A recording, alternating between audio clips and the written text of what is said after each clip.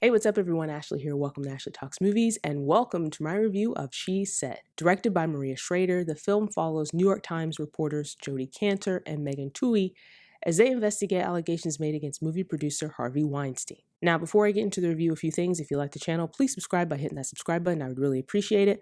Also hit that notification button so you don't miss any of the videos that I'm posting. Time for the review. She Said is based on the real-life New York Times investigation that helped bring down Harvey Weinstein. It was a story that had ripple effects, including causing a closer examination of abuses of power, not just in the film industry, but in other industries. And it also helped empower victims to come forward. Instead of focusing just on the reporters who broke the story, like so many similar films would have done, She Said spends most of its time on the victims and allows them to tell their story. There's so many different stories told within this film. Again, this was part of a New York Times investigation. So the reporters were going out and talking to these different women, talking to different people who had worked at Miramax or had worked with Harvey Weinstein, who had worked on film sets, different things like that, to put this story together.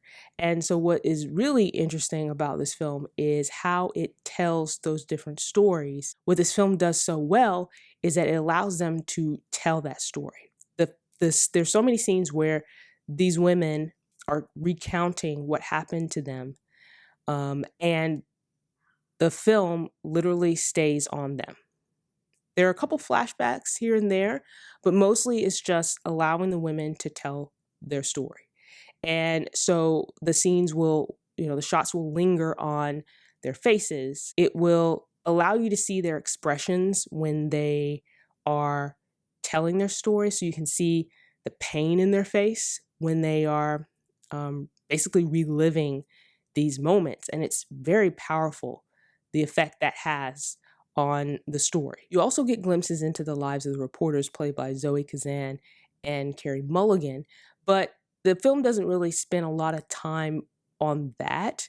Like, you see enough about their life to get a sense of what is going on with them and sort of what motivates them, and also, how they're handling doing this investigation, as they're talking to the different women, if they're talking to different victims, they too are feeling the impact, the weight of the story and the weight of the stories that the women are telling them. But again, the movie is definitely centered and focused on the women. Speaking of reporters, I do like how this film showed the process that goes into investigative journalism. It showed how much time and energy it takes, and how reporters and their editors have to, do a lot of work when it comes to a story like this, verifying sources, tracking down information, even just getting people to talk. That's a big part of this story is, there's so many women who were not willing to talk out of fear of not being believed, out of fear of retaliation, trauma. And so, them having to try to get them to talk, to track them down, to verify information, it just helped put a lot of the story in perspective. And this film did a really good job of subtly showing that, throughout the course of the film. As far as performances go, Kazan and Carey Mulligan are fantastic, but really Samantha Morton and Jennifer Ehle, who both play two of the female victims in this movie, deliver the best performances in the film. Samantha Morton appears very briefly in the film, but her performance is so powerful and memorable. She delivers this monologue where she's recounting an experience that involves Harvey Weinstein. And it was so gripping how she delivered it, and her performance throughout that entire scene. And the same with Jennifer Ehle. Her performance, again, was equally powerful, just amazing, just amazing. Now, as far as criticism goes, this film isn't as dramatically compelling as you would expect it to be for this type of story. And there are times where the story loses momentum.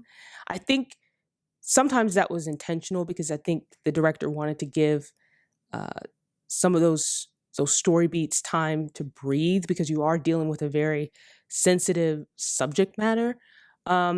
But then there were times where, going from scene to scene, things felt a little disjointed. And I think it was just because they were trying to, again, weave all these different stories together, these different timelines. Some of the incidents, happen in different decades and in different places. Some are in Europe, some are in the United States, some of them are in the 90s, some of them are in, 2000s. And so, and then different people. And so I think trying to keep track of all these different parts of the story, it did lead to some of it feeling a bit disjointed. However, it's still a well-made film. Okay, I'm not saying it's not a good film. It's a very good film.